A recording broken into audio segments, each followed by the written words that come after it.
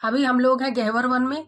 गहवर one Radha और कृष्ण के पावन प्रेम का मौन साक्षी है और मान्यता है कि इसी वन में राधा कृष्ण का वागदान अर्थात सगाई हुई थी। अब हम आपको लेके चलते हैं गहवर वन के इसी वन में, उस मंदिर में जहाँ पे राधा कृष्ण की सगाई हुई थी।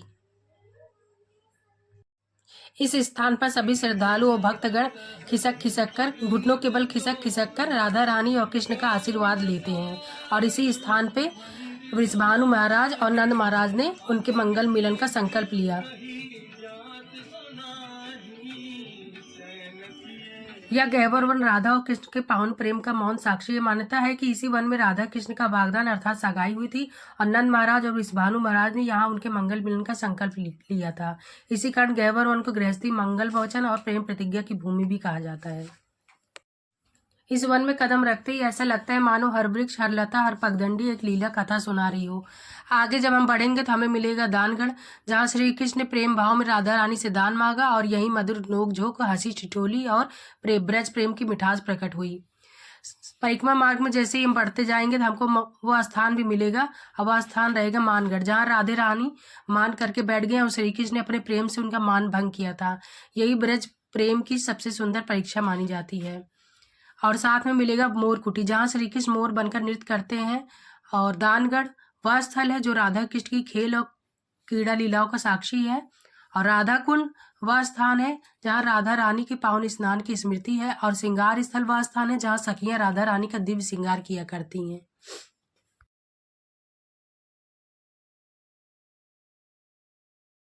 अब है राधा को हम लोग राधा कुंड पे। राधा कुंड का मानसिक रूप से दर्शन कीजिए।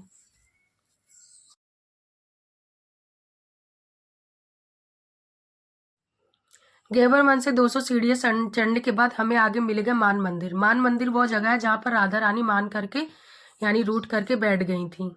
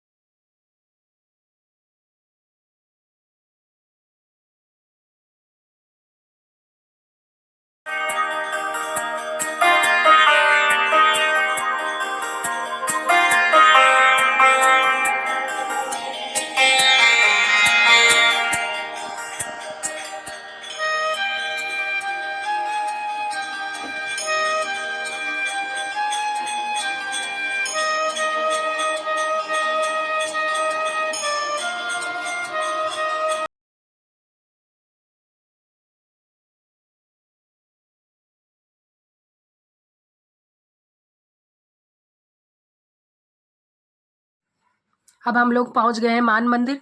मान मंदिर में मान बिहारी का दर्शन कीजिए। यहाँ पर अभी आरती हो रही है।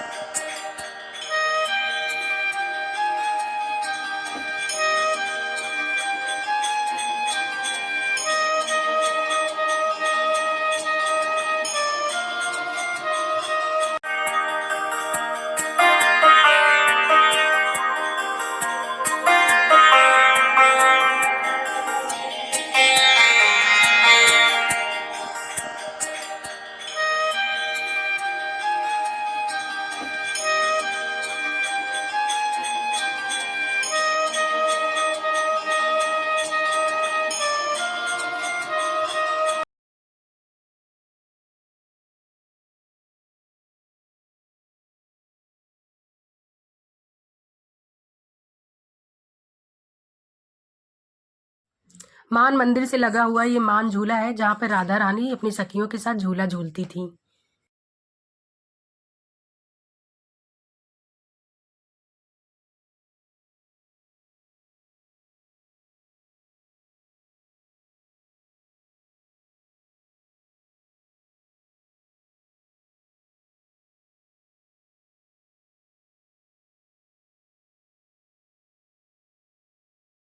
मान झूला के जस्ट सामने ये शिव जी का मंदिर है। मानसिक रूप से इनका दर्शन कीजिए।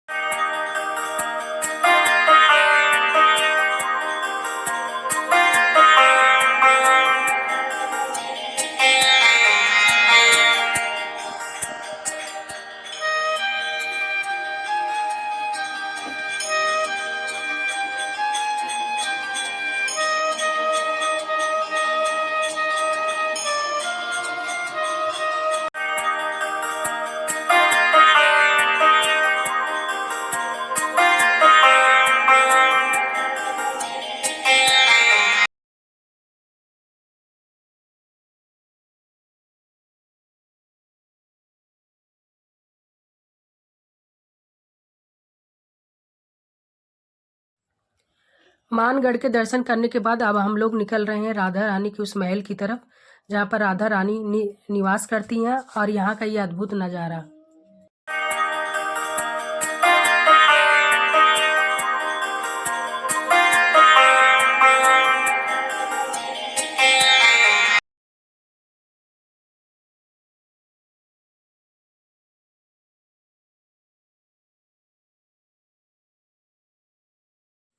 अब हम लोग पहुँच गए हैं राधा रानी के महल में। दर्शनों का लाभ उठाइए।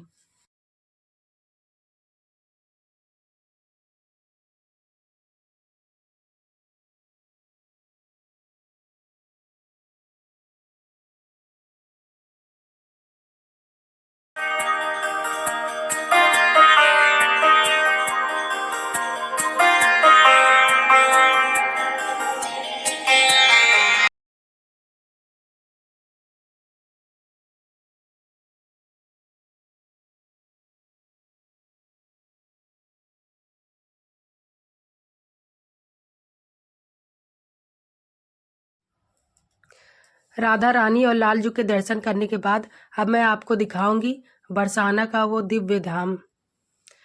इस ऊंची अटारी से बरसाना दिखने में बहुत ही अद्भुत लगता है। चारों तरफ प्राकृतिक वृक्षों का नज़ारा।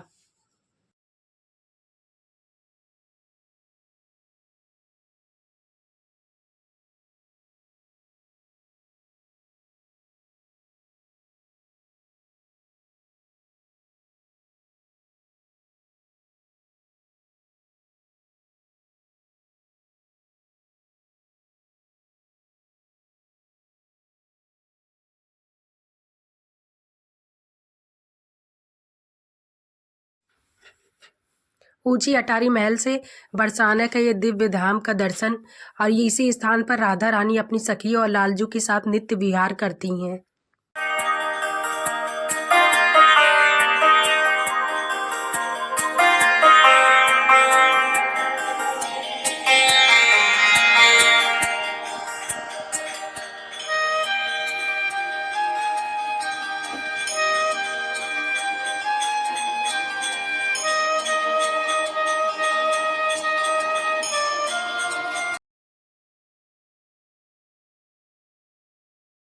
ये है राधा रानी का निज महल।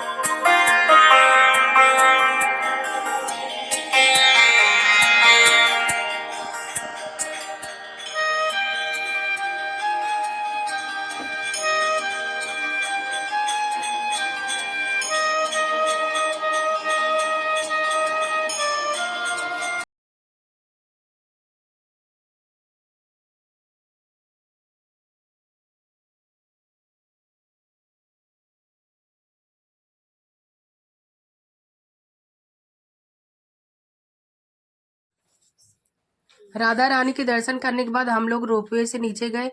अब बच्चों को इसमें बहुत ही ज़्यादा आनंद आया।